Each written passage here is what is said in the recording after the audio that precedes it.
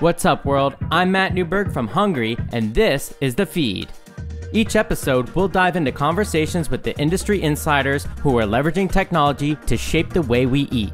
On today's episode of The Feed, I sat down with Ismail Salhi, co-founder of Wildgrain, the first bake-from-frozen subscription food service for artisanal breads, pastries, and pastas. In this episode, we'll chat about the current state of the over-commercialized American baked goods market, how Wildgrain bootstrapped itself to 44,000 paying subscribers, and its unique business model that taps into underutilized capacity at local bakeries. All right, Ismail, it's awesome to have you here. I'd love for you to just start, give us your background, kind of your entrepreneurial background in tech, your PhD, and then how you came up with this idea for Wildgrain with your wife. Cool. Yes, I'm Ismail. I'm a PhD in computer science. Very much a tech guy, as per the looks.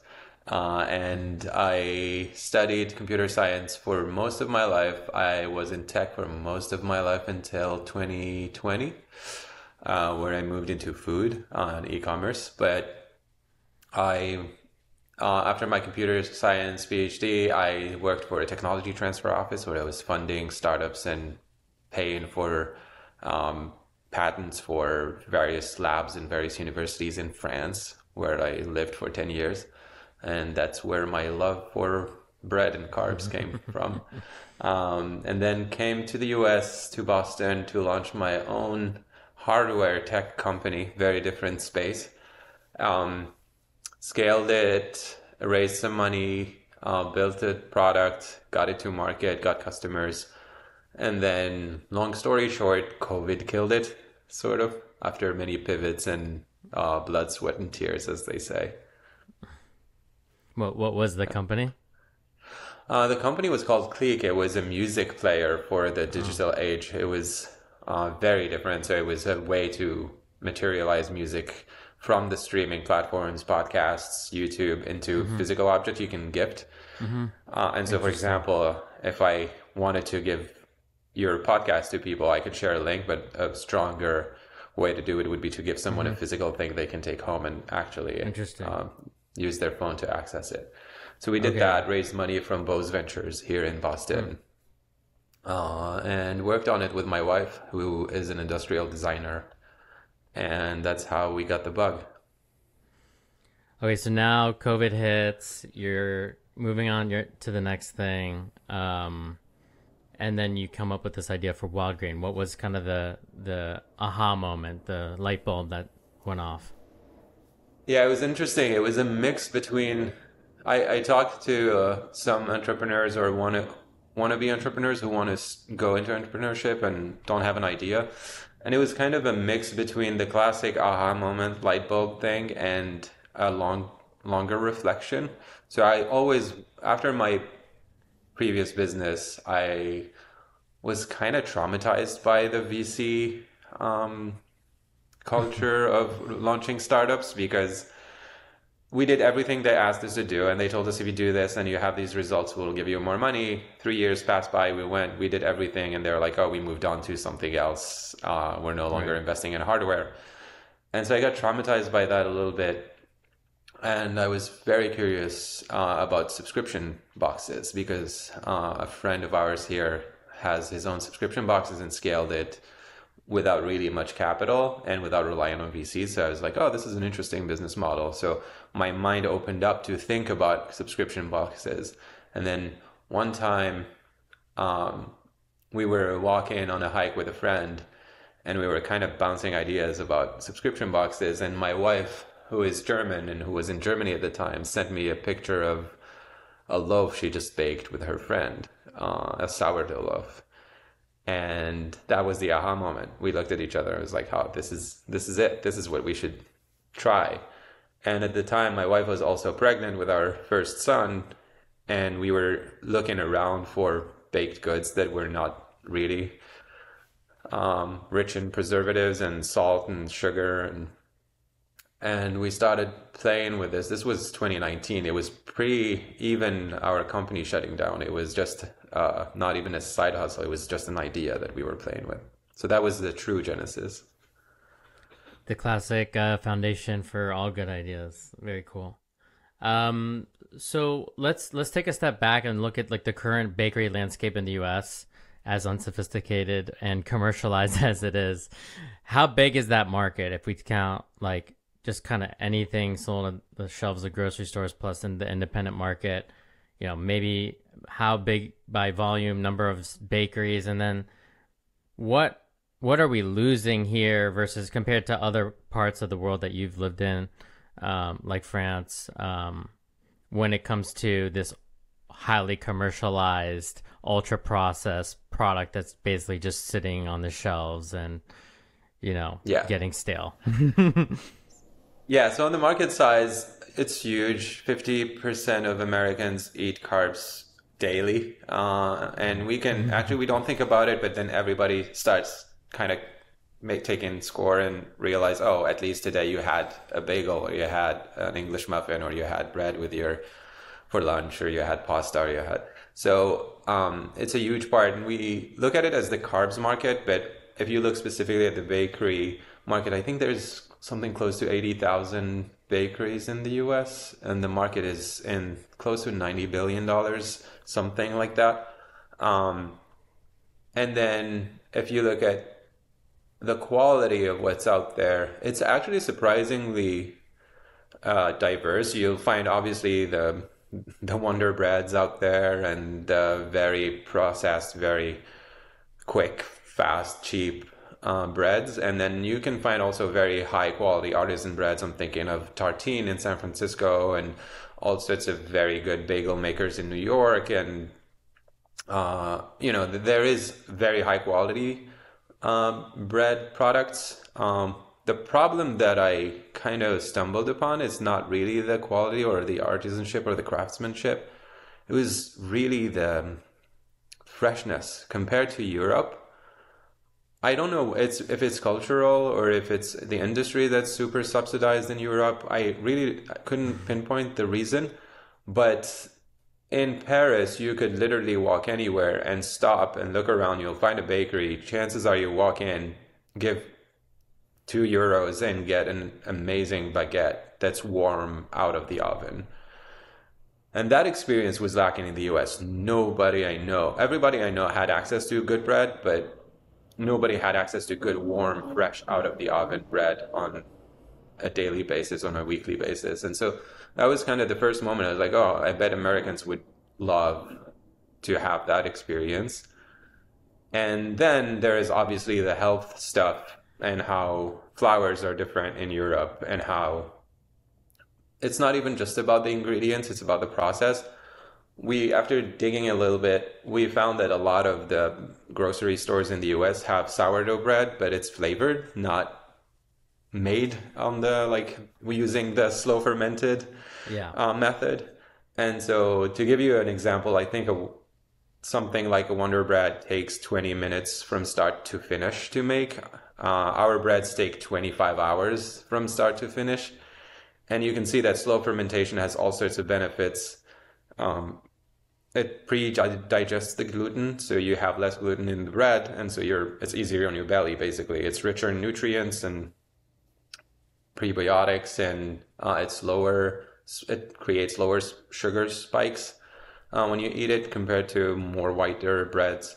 And so and there's no shelf stabilizers in most of these artisan things. And so we found that, and that was like the aha moment. We should do this. After some research, we were like, okay, this makes sense. There is a play here because you can make a better product and offer it to people. And I bet with the current state of society, they will be receptive to it. Fascinating talking about kind of the high turnover nature of the boulangeries in France and kind of the ritual there. I'm racking my brain as well to try to figure it out. I think if I had to guess, I would say that like whatever coffee culture is to Americans, boulangeries are to Europeans, right? And that ritual of having that morning pastry to like start your day is something that's just so culturally ingrained. And here in the US, because of the quality, like you mentioned, I think there's a negative association with baked goods, and that they're an indulgence, that they're a treat, that they're something we should have frequently, infrequently, because, and this is evidenced by things like the cupcake gifting craze, right? Like you look at crumble in the US, right? And I was actually just in Spain last month, and I saw there was someone trying to literally knock it off and call it New York City cupcakes, even though they just opened in New York. But funny. Like the point is, like, the norm is like not like that's like a daily thing there, and here it's considered like a treat, right? It's a gift. I'm coming over and I'm giving you something that's like indulgent. It's not considered like ritualistic or like healthy, like coffee, which is considered like, oh, I'm being productive, I'm working. Yeah, I think that there's definitely that. There's also the lunch. I think a baguette with some sort of like, tuna or ham or butter and, jambon beurre, which is ham and butter, and baguette is the national sandwich of France. They love it. Yeah. They think it's the best sandwich you can have and the simplest one. And I think in France, I remember like that was my lunch maybe 3 days a week, is just baguette with something in it and a pastry at the end of the meal. Wow. And here it's not something that you find, maybe a banh mi here and there, but not really. In my neighborhood of hipster Silver Lake in LA, we have, 2 very good bakeries, Clark Street and Bub and Grandma's, that do wholesale and retail, and but it's definitely not mainstream, and you can't go into a grocery store and get like a amazing, I'm not even going to try to pronounce hamon sandwich, but okay, I just did. But you can't get that there. You can't get that at, your Whole Foods or whatever grocery store you're going to. Yeah. But let's dive into Wildgrain. Like, give us the pitch of the box subscription. How much does it cost? What am I getting? And then maybe talk about also like the variety of products that you're currently selling. Yeah, so Wildgrain is the first baked from frozen subscription box for bread, pasta, and pastries. We deliver par-baked, ready to bake breads, sourdough breads that are artisanal, not automated at all, made by hands. All our products are touched by human beings and prepped for you to bake them at home and finalize them at home in less than 25 minutes. It costs $69 for the first plan, which is the bread box, and then there are different plans if you want just pastries or a mix. And it comes with different styles of, large loaves. So our most popular is the plain sourdough. We have 7-grain, harvest loaves, all sorts of different loaves, but also rolls, brioche rolls, muffins, bagels. We launched pizza recently, which is very popular. And then we have fresh pasta. And then our most popular item ever is the croissants. Because if you sign up for Wildgrain, you get free croissants for the life of your subscription. And so that's, and even to me, is the best product we sell. Sounds very similar to the free bacon from ButcherBox. Yeah, we are close to them, and so they're in Boston, and we applied their playbook in some cases to our own box. So if I interpret this correctly, you have a certain number of credits essentially for these different levels of the boxes that you can allocate towards, these different categories. Like, let's say this week I want more to index heavily on pasta versus like, sourdough bread. I can just kind of shift my there's no credit. There's a flat fee, and then you can pick whatever you want. We limit, I think, the number of pastries to 4, but that's it, because they're very expensive to make. But you can fill your box with just pasta if you're in a pasta mood that week. And then we have seasonal add-ons that we can't put in the regular pick that you can add on top to your order. So we have, in blueberry season, we have blueberry muffins and blueberry biscuits and blueberry pie bites and things like that. And in the fall, we'll have pumpkin stuff. And then on Valentine's, we have macarons and chocolate cake and things like that. Super fun. Love that. Let's talk. So this idea of par baked frozen, super fascinating. I feel like it's underappreciated, and there's probably mixed reactions when you talk to people about this. So I guess like I'm pretty sure that this already exists in food service, and I've also heard pitches from, you know, bakeries that wanted to scale to little kiosks without having a full, you know, like a whole baking commissary, you know, nearby, or like they wanted a hub and spoke it, and this is the best way to do that. But you can also preserve the quality. So, and I've actually done this myself. I've bought frozen croissants from my local bakery and made them at home, and they were phenomenal. They were almost pretty much identical to the experience I've had, you know, getting it fresh in the store. So I guess just talk to us about that market and how it's being used today, the perception, and like consumers' receptivity to that, like, and the education required. I think I'll talk about the perception first. I think the perception is worse from the industry than from the consumer. I think consumers are open-minded about it.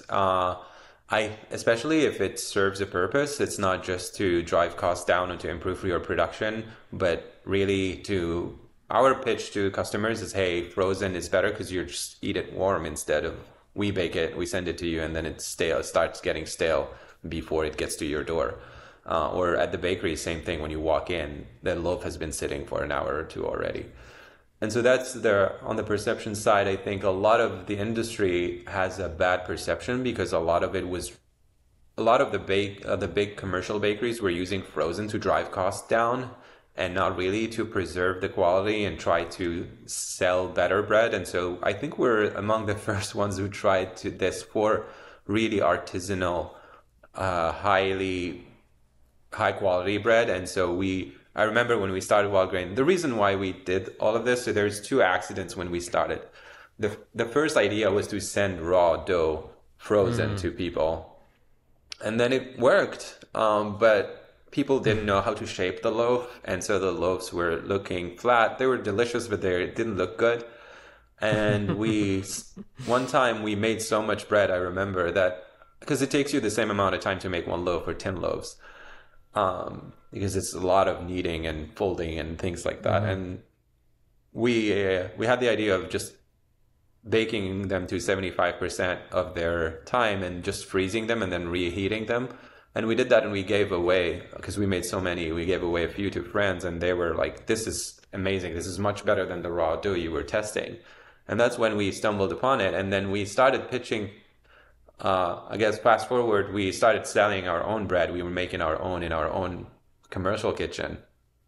And then COVID was happening. We couldn't deal with the volume of orders we were getting, and we couldn't hire anyone to come into the kitchen. And so we started reaching out to bakers who lost a lot of business at the time because they were doing food service for restaurants and for hotels. And some of them were offended by the idea that we are asking them to do frozen. And a few of them actually took a chance on us, and now we became one of their biggest buyer, basically, and we have a strong relationship with them, and it became part of our process. And on the customer side, you can read our 14,000 5-star reviews. People absolutely love the par-baked nature of all our products because it makes it more convenient and more delicious for them. That's awesome. Yeah, I'm a huge proponent of frozen. But I think that's a nice segue. Let's talk about the supply side, which I think is what for me, as somebody who studies the food industry and writes about it and interviews people like yourself, this is like a huge differentiator. The fact that you're able to take this, what I feel like is unused capacity, underutilized capacity at these various bakeries, and light that supply online and deliver a little bit closer than something more centralized. So let's talk about how your distribution centers and like the hub and spoke model, how many bakeries you're currently working with, and like how you're coming to these various bakeries and convincing them beyond the par bake thing, but from an economic standpoint, like what is the real advantage to working with you? Yeah, so I'll start with with the onboarding, and it started with just one bakery, the first one we reached out to, because my wife and I were overwhelmed. We weren't sleeping. We had a newborn, and we could churn enough bread for the customers, and it was too hard. And so I remember reaching out to them and then meeting them, and we told them, hey, it's a tweak in your production process. Obviously, they have a production process that's pretty streamlined, and also it's a different, it's different packaging, it's different baking method. You're using their ovens in different ways. You're retraining their staff. So there is a little bit of an investment on their end. And obviously, we have other criterias that are not just tied to frozen, but to just the ingredients that we do. We're stricter than a supermarket or a grocery chain on the ingredients that you can use on all sorts of things that make the loaf, and the aesthetics and, the scoring, everything. We care about a lot of these things. So we went to the first one and spent probably like 3 weeks before we launched our first loaf, which was pretty much one off their shelf because it was a plain sourdough that we really liked. We tweaked it with them. We invested in their packaging machine with them because they weren't, we pack frozen bread differently than you pack a loaf at this grocery store. And so we helped them streamline that first production, and they realized very quickly that it's serving them a huge favor because because we have a frozen model, they're not delivering our bread at early in the morning to sell it during the day. They can produce it whenever they have downtime in their staff, and freeze it and send it to our distribution center. And so we scaled that model pretty well. At first, we thought it would be tricky because we had to find the balance between a bakery that's artisanal enough, but also that can scale with us. And this one was a great partner. It's in Massachusetts. And then we kind of took that relationship and tried to build an onboarding process that is fair to the bakery, fair to us, and makes basically the relationship go well. And we started doing that over and over with pastry makers, with pasta makers, and it worked out great. The people are happy to support small batch bakeries. The bakeries love it because their production is more controlled and more optimized. We love it because we're getting the products exactly where we want it to be very quickly without really having to train and hire a lot of people in every location we're selling. And it became a sort of like very positive method where everybody wins. The customer wins, the vendor, the bakery is winning, and we are winning too. And we scaled it, and now we have 5 distribution centers across the country, and around each one there is a bunch of bakeries, pasta makers, and pastry makers that provide all our products to them. And our product team takes care of, onboarding, quality control, quality process, hygiene, everything you can think of before our first loaf of bread is ordered from them. I can't stop thinking about Mr. Beast Burger and how, obviously this is the other end of the spectrum, but it's fascinating to think about, this is unlocking, excess capacity at bakeries in the same way that this was Mr. Beast was doing it obviously haphazardly for restaurants during COVID. Yeah, I think if you care about product as much as we do, you can't have these problems. And we're not YouTubers, we're not doing other things. Our main core business is selling bread. His core business is not selling burgers. And so I think this notion of ghost kitchen or cloud kitchens is kind of, I have mixed feelings about it. I understand it. Coming from tech, it's like the perfect dream of it. And that's why it got so much funding from VCs all the time, because it looks like a kitchen as a service, but kitchens are not machine, it's not AWS, a server farm.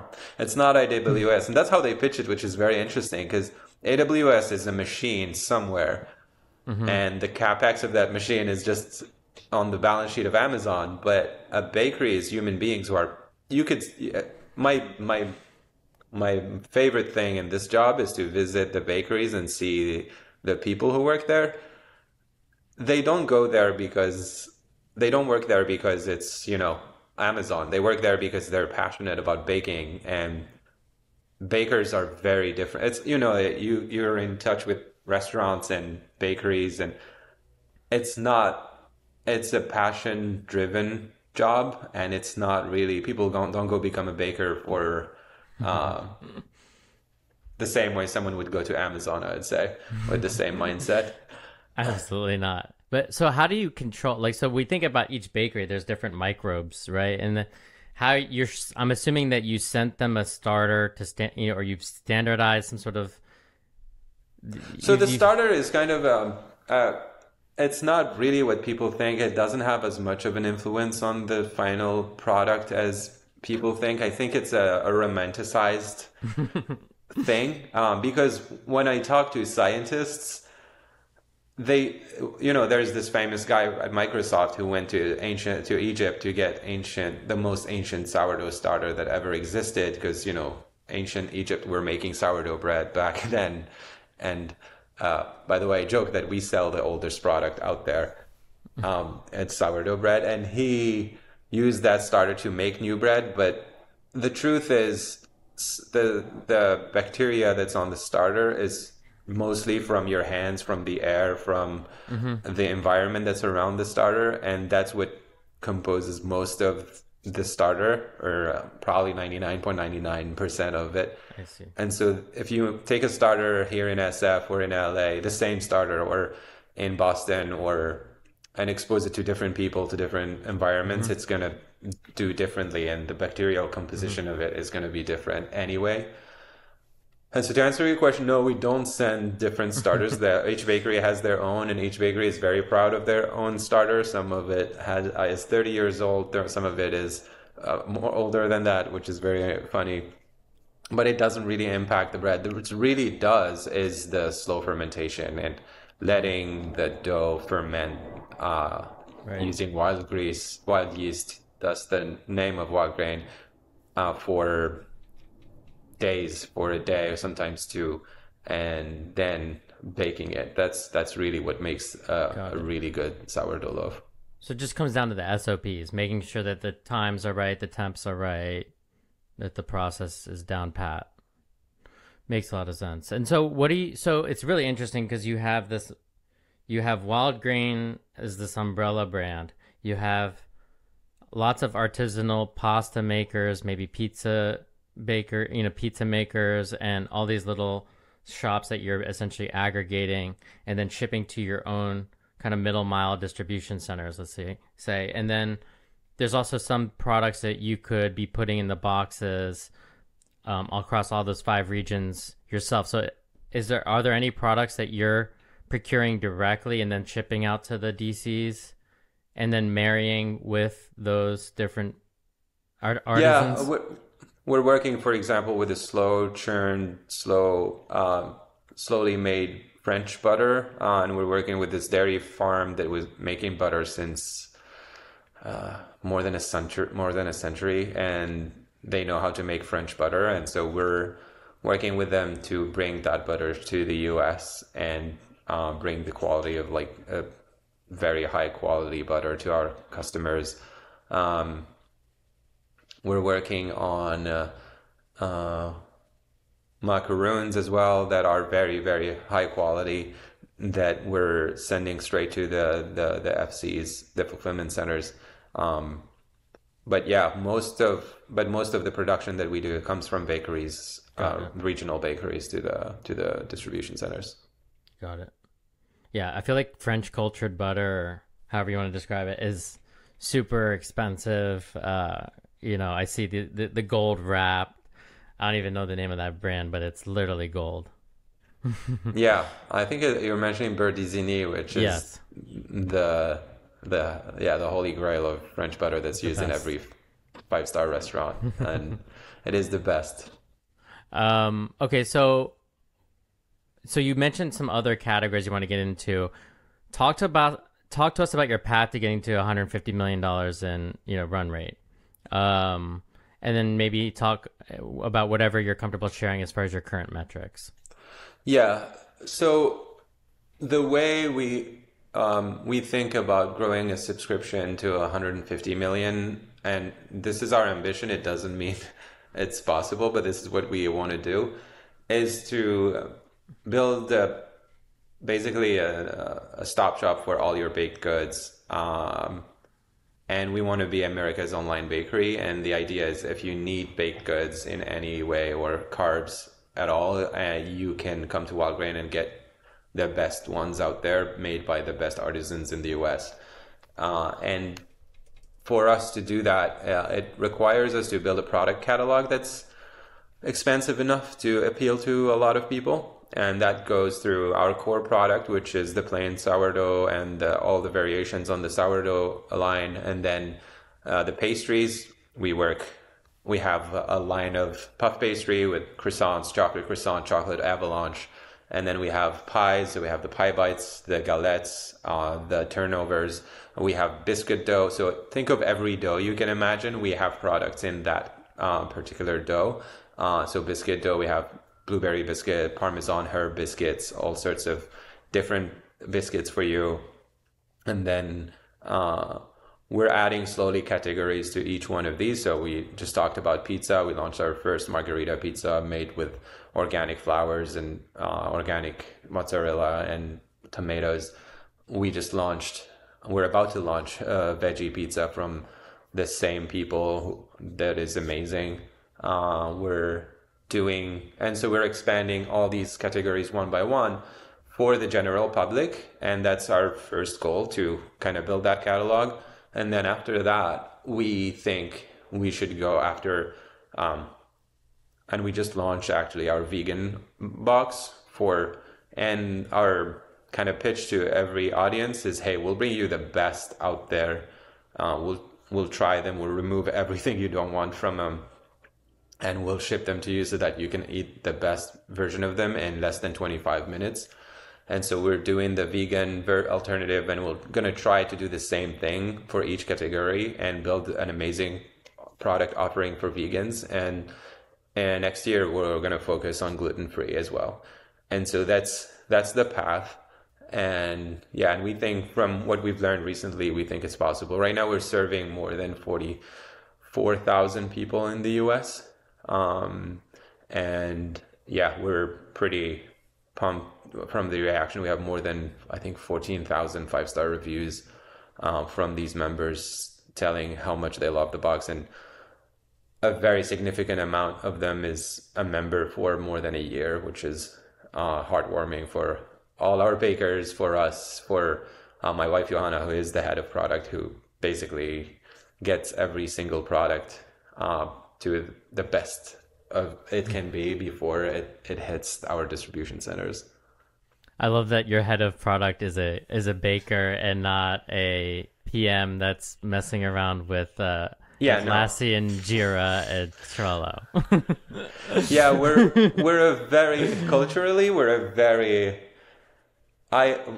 part of what I said very early in the company, we're an e-commerce company, and we're more in the commerce side than the e side. Yeah. I think a lot of tech people come to food and push too much the tech, and you'll hear it a lot, and I hear it on your podcast. A lot of people come and talk about AI and talk about the power of curation and all of this, and I think there is, which is useful, and we see it as things to improve and optimization things. But I think the core thing for food is such an important part of being a human being is just the taste and the quality and how people feel when they eat it. And that's why I think that's lost a lot when you see tech entrepreneurs taking over food companies. Yeah. It's such an art, and it's such an underappreciated art. And I feel like the tech is easy. The food part is what's the hardest. Exactly. I agree. I totally agree. Especially at scale, like you have. So congrats on that. 44,000 active members. That's insane. And you did it with only raising $750,000. And you haven't taken on any more capital. Yeah, that was part of the challenge. As I briefly mentioned in the beginning, I was really traumatized by building a company and then going to your team and saying, hey, we ran out of money. And that was built in like that was always a possibility. And so when we started Wildgrain, we were very adamant about the fact that this has to be, our goal was profitability. We weren't really happy when we raised. We weren't really happy when we reached big milestones in terms of, vanity metrics like the number of subscribers and things like that. All we cared about is building a profitable business so that we can be the masters of our own destiny and not have to make compromises. And we pitched that to our VC at the time. And I remember at the beginning, they were like, yes, of course, you're not going to raise again, wink, wink. But after a while, I think we convinced them that it was possible. And now they're proponent of our approach. And I think they are fully convinced that that's at least one of the good ways of starting an e-commerce company, which is very interesting because maybe a year ago, we were kind of an outlier, and now everybody in the VC community is saying, oh, profitability matters. What are your unit economics and things like that, which is what was driving us since the very beginning. And actually, the most important metric that that is the dearest to me is that we turned into profit in May 2023. Awesome. Congrats. So how does that impact your team's work culture and your growth? So it impacts all of the above I would say from the outside, pretty negatively. A lot of the people, when you come to an interview at Wildgrain, you're going to be surprised that we're going to offer you an under market salary compared to any e-commerce company out there.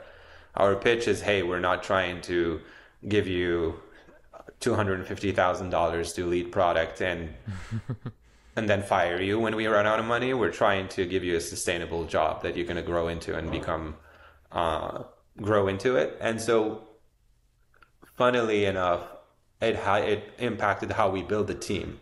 And so now when I build the team, it's not a criteria, but it's a nice to have, is having had a startup experience that wasn't good, because you need that to understand what you're getting into and the risks of it. And if someone had a bad startup experience, still want to do startups, that says something about their spirit. The second thing is willingness to learn. We don't hire people my wife isn't from food. I'm not from food. Not all of our hires aren't from food, but they were all passionate about it. They were all passionate about learning. And so while people were hiring, VPs from X e-commerce company that went under, we were just hiring people who were very passionate, very willing to learn. And so thinking about profitability we couldn't afford to hire, quote unquote superstars. And then on the growth side, same thing. We were growing based on what we could afford. So we were looking at our month 1, month 2, month 3 profitability per cohort. So this gets a little bit more in the weeds, but basically we would look at every month how many members we acquired, and then we look how much we spent to acquire these users and how much the product costs. And then we would want to break even on that cohort as soon as possible. And that defined what we can borrow, that defined how much we can spend on growth. And we became a CAC-led company. So CAC is customer acquisition cost. And we have, over the life of the company, we set goals of what we can afford for acquisition cost. And we just spent exactly that and not a single cent more. And that allowed us to grow, luckily fast enough, because there was a lot of volume coming in. And I think launching during COVID helped us with that. But a lot of other companies were doing the opposite. They were acquiring customers with way too much and not breaking even until month 7 or month 10, and sometimes never. And so that wasn't our goal. And so profitability drove how we grew, and we grew probably slower than we would have if we had 10 million in the bank, but that's totally fine. Yeah, you're better off as a result now today, and you're in control of your destiny. Exactly. Yeah, that's awesome. It's rare to hear those stories. I mean, MailChimp comes to mind as a very Yeah. successful company that raised very little money, if I recall. So, I mean, to his credit, Mike Salguero, the CEO of ButcherBox, was yeah. also a big advisor in this. I would call him and say, "Hey, I found this great hire. They're 200,000, but they come from this and this." And he's like, "No, you can't afford it. Don't hire them." And it was that easy. And or I would call him and say, "Hey, CAC is this. If we push it a little bit more, we'll have more volume." And no, that's not how you do it. You need this amount per box, otherwise you can't Yeah. really grow this business. And it went into even the borrowing and the fees and how much you spend. And we modeled everything out very deeply so that we make sure that we're growing profitably all the time. And a huge part of it was him because he grew ButcherBox from 0 to 600 million and Yeah. without taking external capital. Yeah. Phenomenal story as well. So what do you think? I mean, you mentioned a lot there about how companies, were looking at longer payback periods on their CAC and obviously raised too much capital and projected crazy amount of growth during COVID that everything would just continue in a hockey stick straight line.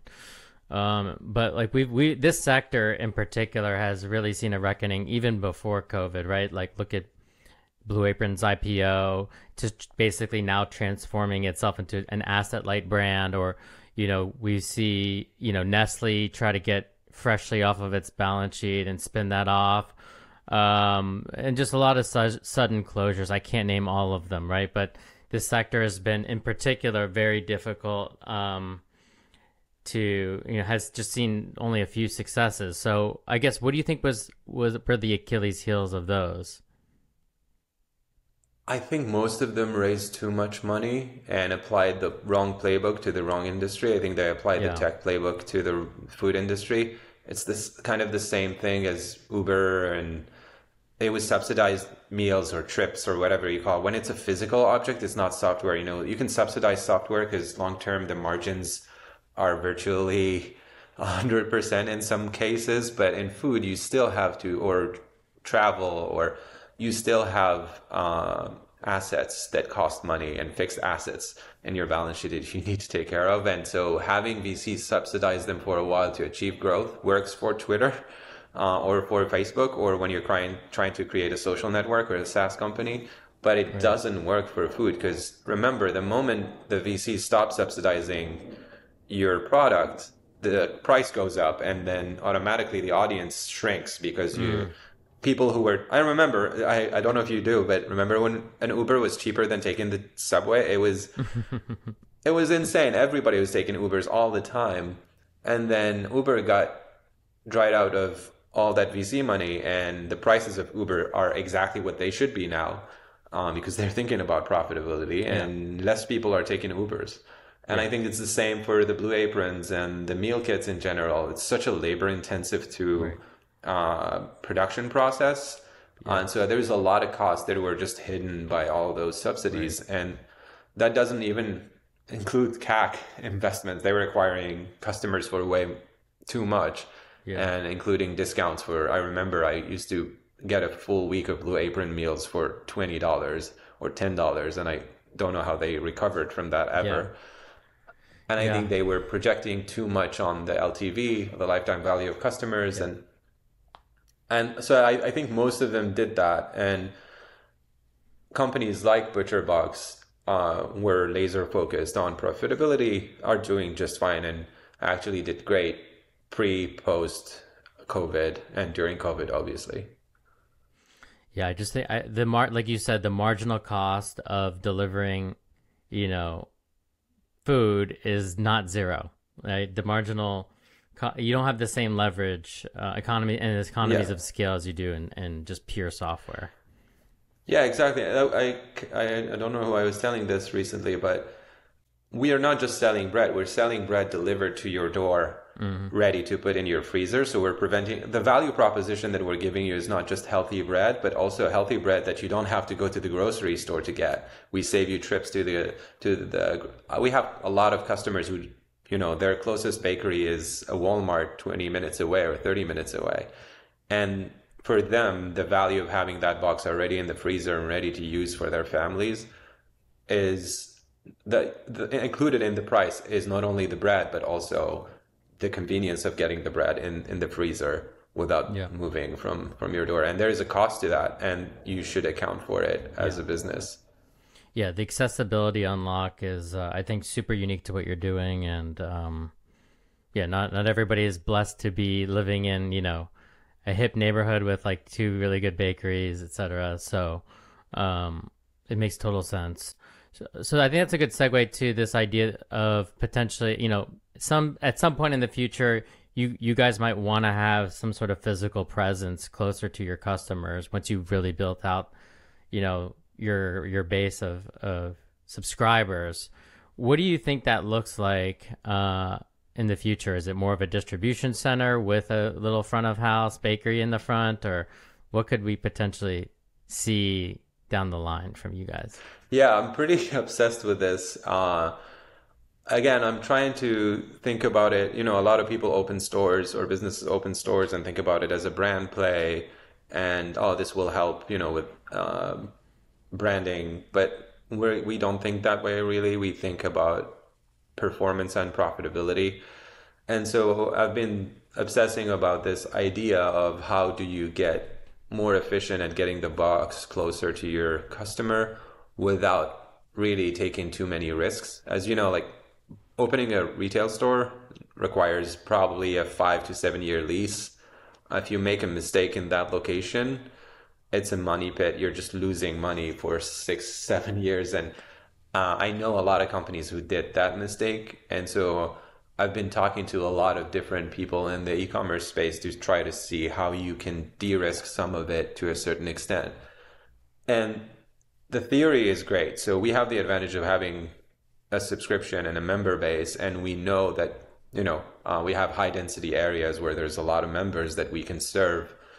And imagine Boston, for example, is a great city for us, and we could open a store downtown Boston and then get it to a mix between, a high-end bakery, but also this is it sound weird, but at a Domino's. So when you think about it, a Domino's store is more of a fulfillment center and a distribution center than a real store. There's rarely a lot of walk-ins. Most people come to do pickup, and they actually built the store, and a lot of their economics is they're trying to incentivize you to come pick it up versus get the delivery.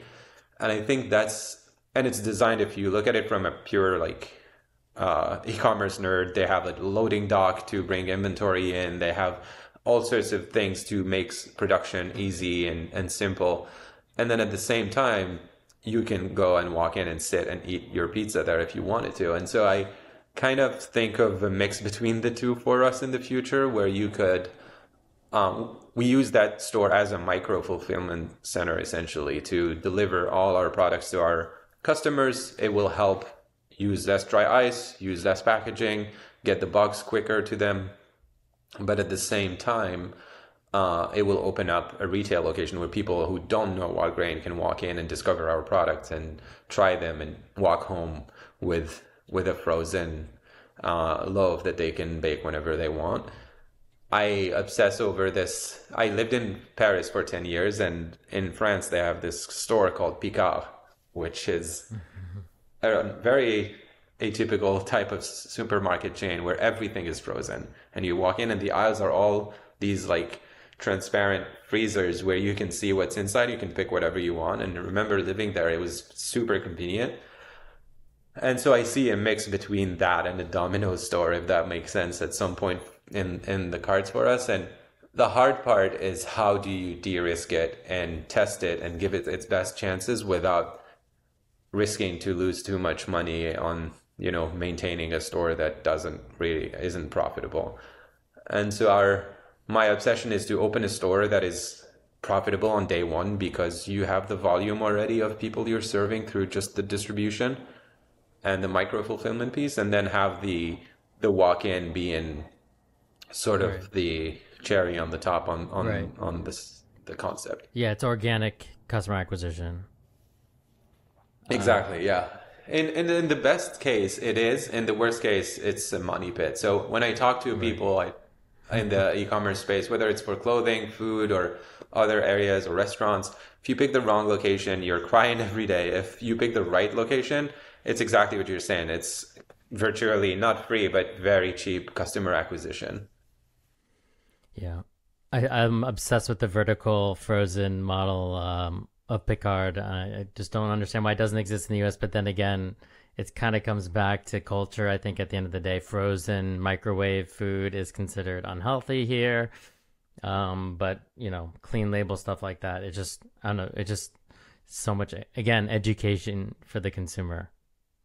Yeah, I think about this a lot. And so part of a lot of the conversations I have with people in the industry is why don't we do retail? Just plain, that's easier, you just be in Whole Foods and sell wild grain at Whole Foods. And one of the biggest pushback I give is wild grain doesn't work if we don't explain why it's better. And we need the room to explain that for you.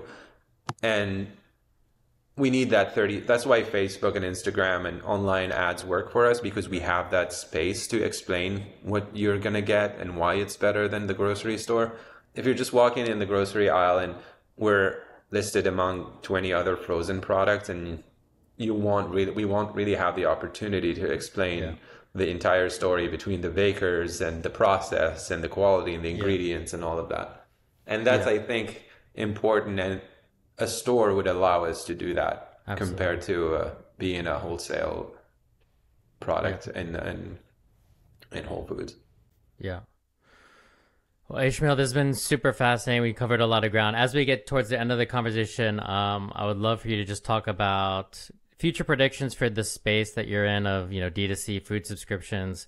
And I guess I've always come back to this food away from home, food at home kind of dynamic of, do you see consumers, with the way that restaurant delivery is and the way dining out is currently priced and the trends there and the rising costs, how do you see that pendulum shifting in either direction? And then how do you retrain people to think about slower delivery, right? That doesn't come in 15 or 30 minutes.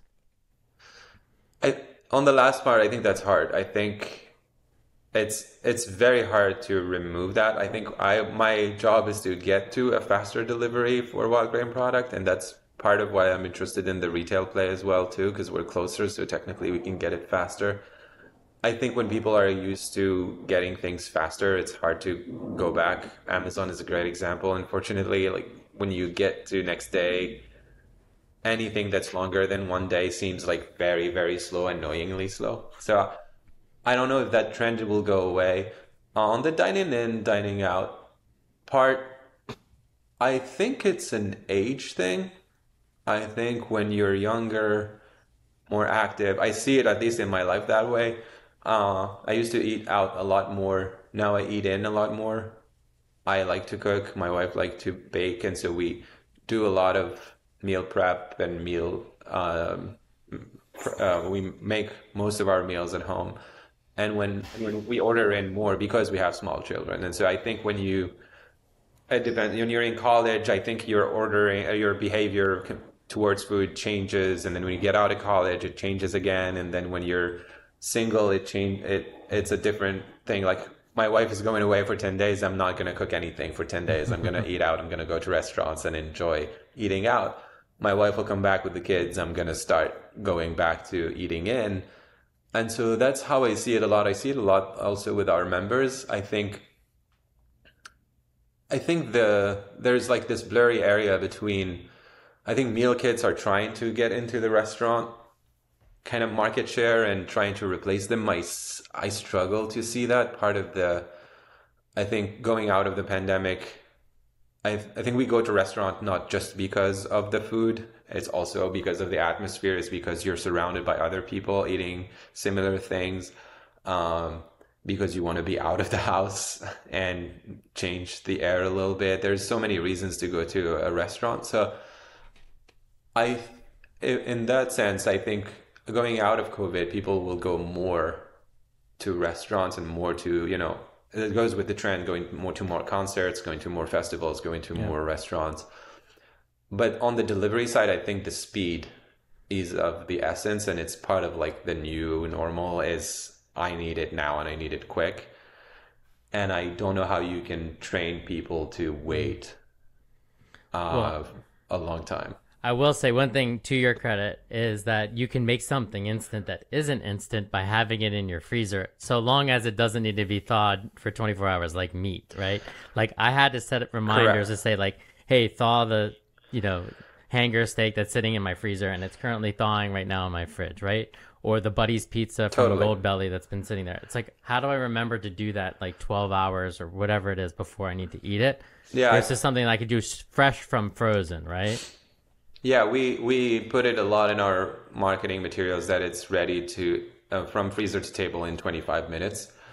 And that's a huge value prop for a lot of busy people who, oh, I forgot about dinner. What am I going to do? Oh, there's wild grain pasta. I'm going to pop it in. There's the sauce pouring in. It's ready. Here's the pizza. Here's the bread. I can make, a quick sandwich very quickly. I can make a breakfast sandwich very quickly compared to, what you were saying about, like, I had the same thing with I stopped my meat subscription because of that, basically, because the moment I need the meat is usually, it's 5 p.m. I need to go make dinner for the kids. Yeah.